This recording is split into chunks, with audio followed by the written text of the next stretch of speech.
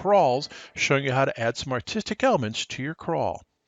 So you remember we had our crawl. I'm going to go to my scene here where I've got my text layer coming in, and that was the text that came with it. Great, we understand that, but what we really want to have happen is we would like to have some content behind it. For example, a bar to hold it back so we don't lose it in the background scenes that are here. So I'm going to go back up to my primary scene on the crawl, and I'm going to go ahead, I'm going to add a quad, and I'm going to give it a color of blue, and assign that, and I want that bar to be able to go all the way across, and my crawl is about 75 characters in height for the font, so I'm going to take that, I'm going to move it down. I'm going to cheat. I'm going to go ahead and put this on output, and you'll see why in a second.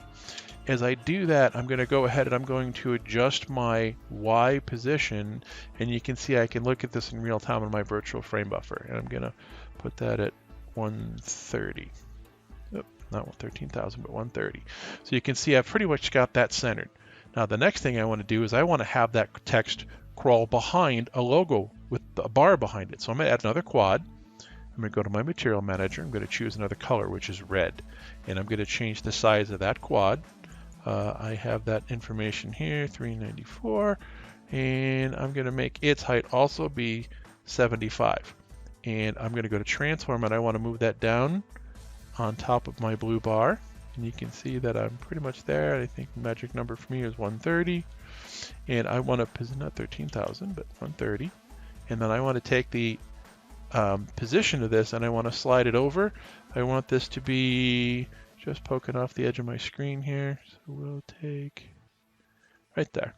And you can see if you look up at my virtual frame buffer, I have it on the same space as my blue bar, but the text is going in front of it. How come? Well, my Z position for all this is the same. So I'm going to go to the red bar, and I'm going to raise my Z position 1 unit. And as I've raised it that 1 unit, you can now see the text goes behind it.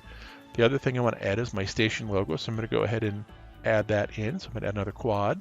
I'm going to add my logo to my station and put that in, and I'm going to go back to my quad and change the size of that, and I'm going to say I'll make that 184, and I want to change its position. I'm going to move this down also, and I'm going to slide it over, and as I do that, you'll notice it's behind everything again, so I'm going to change its Z position a little more, so I put that in front of everything. So now you can see that I've got a logo, I've got my text, and my logo is sitting on a bar, my text is sitting on a bar, and they overlap properly. So that's the core piece of what I wanted to accomplish here for my crawl, to dress it up. Now the other thing I wanted to have happen is in the front of my crawl, I wanted to have a logo. So I'm going to go ahead and add another quad to this scene. I select my crawl text. I'm going to go to my material manager. I'm going to select my Ross logo, and I'm going to scale that down considerably. I'm going to bring that down way smaller, and I want that to come up to about a height of 75 pixels. So I'll take that. I'm going to bring it over here. I'm going to select it. I could also just move the numbers. I'll put it out in front. And you can see that I now have that in front. So I'm going to go ahead and I'm going to stop my crawl. I'm going to make the crawl scene a little bigger, my virtual monitor a little bigger, so you can see what I've accomplished here. Now I'm going to go back to my crawl scene. I'm going to let it play.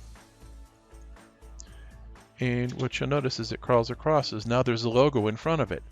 So that's a way to add a logo in the beginning of something. And you can see that I also now have things going behind and in front of my crawl by putting them in the master scene, and also I put the logo at the beginning of each crawl. In our next scene, we'll show you how to make multiple rows of crawls and also how to use data links.